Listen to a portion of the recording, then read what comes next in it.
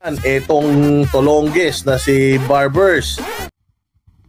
Oh, Congressman Barbers. Tolonges ka daw.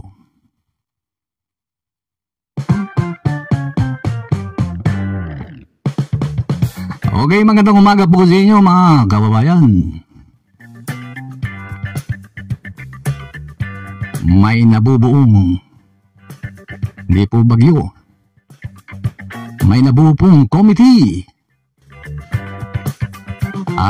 Kung merong Quadcom, meron na pong Tricom. Ito po yung nabuong committee na mag-iimbestiga sa mga social media mga kabayan doon sa magagaling na vloggers na magaling magpakalat ng fake news.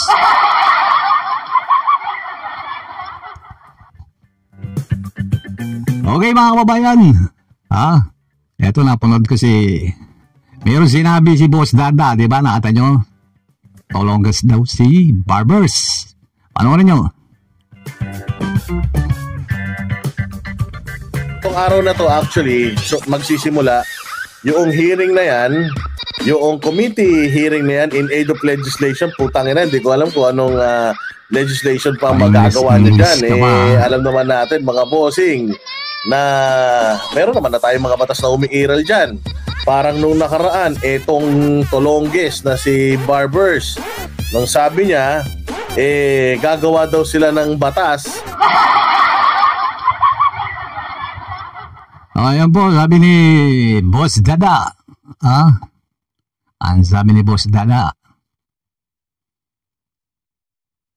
Tolonges daw si Congressman Barbers, mga kabayan.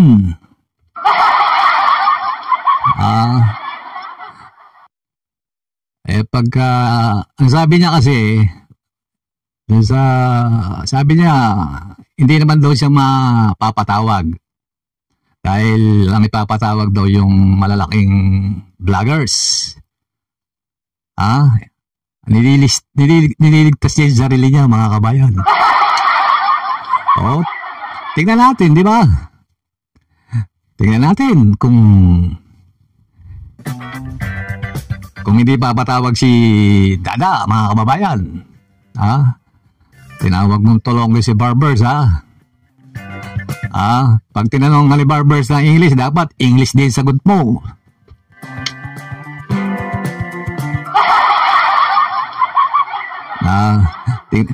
Ang laki ng katawan ni Boss Dada, mga kababayan. Hindi kaya matakot si Barbers dito, yung mga congressman natin. Pag pinatawag ito si Boss Dada, tingnan natin kung di parang basan sisiw ito mga kababayan. Pag nakaharap na ito mga honorables, ewan pa kung mapapagtanggol ngayon ng boss nyo, ng mga Duterte, yung mga pinagtatanggol nyo, mga banateros. May pag-asa kung nandyan si Marcoleta, yan, baka nandyan si Marcoleta mga kababayan, merong magtatanggol sa inyo, ni Mr. Kamatis.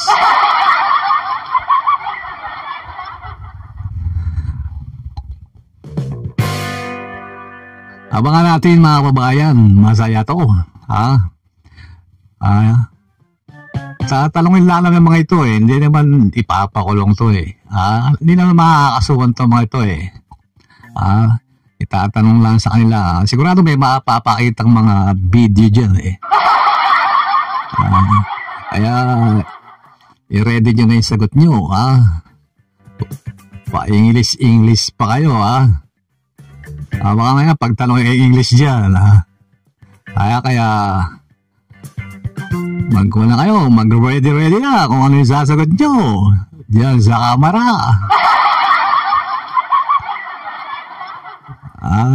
Masaya yan mga kababayan. Abangan!